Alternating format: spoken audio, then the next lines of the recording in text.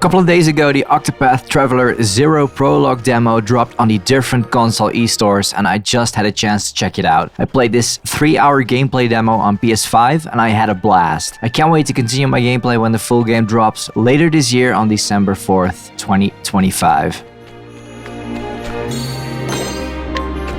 Since this is a remake of a mobile spin-off game from 2020, Octopath Traveler Champions of the Continent for iOS and Android, this game does play out and look and feel a little differently from the rest of the series. What sets this game apart from the rest of the series mostly is that you start off by creating your own character. You can pick either a male or female character, choose between 6 different voice styles, you can choose your own haircut, hair color, eye color, and eventually you get to pick your job, because of course Octopath Traveler 0 has a job system.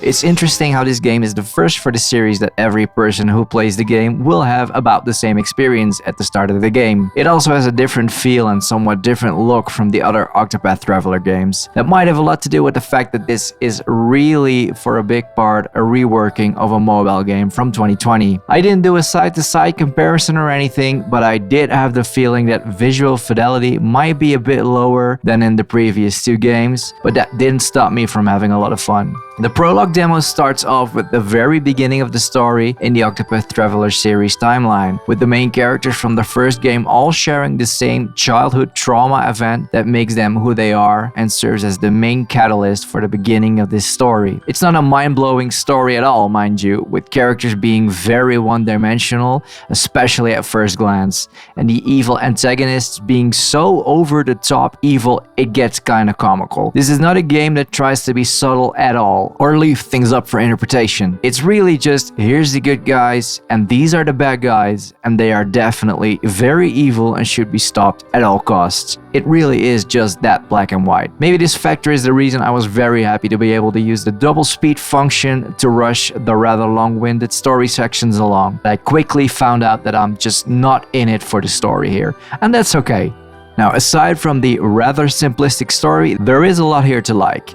Octopath Traveler 0 has smooth and snappy gameplay and very easy to use systems. What these games are of course probably most known for is the art style. It's the 2D in 3D pixel art style that Square Enix has been doing with, among others, the Star Ocean series remakes, the Octopath Traveler series, and now also in a slightly different kind of style, the Dragon Quest III HD 2D remake and the Dragon Quest 1 and 2 HD 2D remakes that are coming up soon. There's just beautiful pixel art here, with boss enemy sprites designs that remind me of the 16-bit Golden Age JRPG monster boss fights of games like Final Fantasy VI.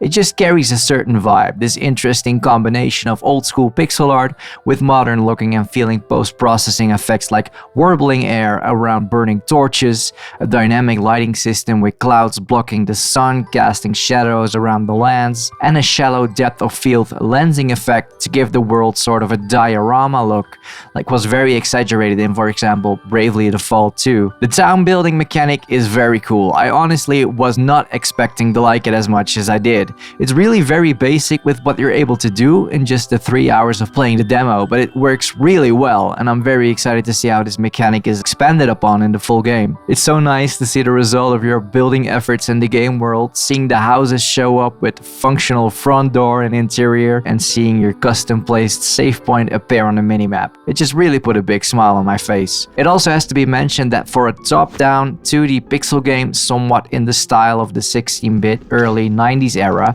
there is a pretty expansive world to explore here, and there's a lot of stuff to do. The towns are all of a decent size and feel very lived in, with plenty of villagers roaming the streets. Almost every character can be talked to as well, bartered with, fought with, or you can recruit them to help you in battle, or invite them to come live in the village you're building from the ground up.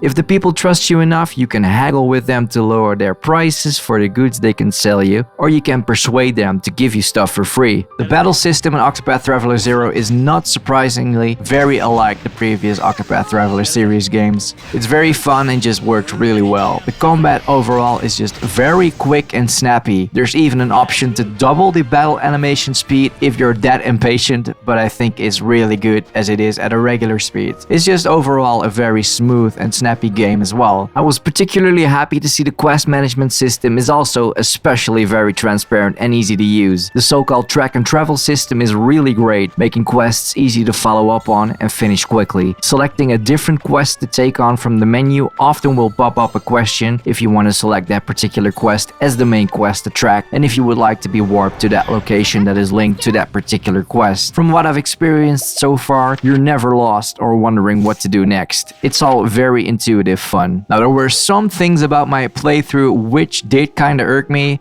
but most of them are not that big of a deal, and hopefully some stuff like that will be ironed out in the full game. Like when at the very beginning of the game you're asked what is your favorite food, and you get to name it as well. The only thing to keep an eye on is that the name of the food item should be no more than 16 characters long.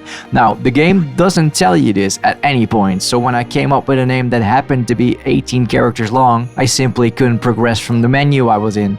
I thought I was stuck. I had to Google a bit to find a Reddit post that explained what was going on, and others were having the same problem. Another thing I noticed was that sometimes at specific points in the game, with the way the game world looks, the overworld, and how paths can twist and turn through forests with foreground materials obscuring your view, it can sometimes be a little hard to tell where you're supposed to be walking. But the very clear minimap at the bottom of the corner of the screen will save you there as well. All in all, I think when this game drops, it can be a great package, maybe especially for people who are newcomers to the series. Longtime fans might be a little put off by the mobile game taste this remake may leave in your mouth, and they may be left longing for more of the usual gameplay formula. For me personally, however, this demo was a really great time. The 3 hours just flew by and I really didn't want it to end. Now, did you give this prologue demo for Octopath Traveler 0 a shot yet? What did you think of it? Are you going for the pre-order or will you be waiting for a sale? Is it gonna scratch the same itch the previous two mainline Octopath games did? Or will you just ignore this one altogether and start up another playthrough of Octopath Traveler 2 instead? Let me know in the comments below, and if you're in the mood, click that subscribe button as well to keep updated on more loosey-goosey video game content. Alright, thanks for watching guys, I'll see you in the next one. Cheers!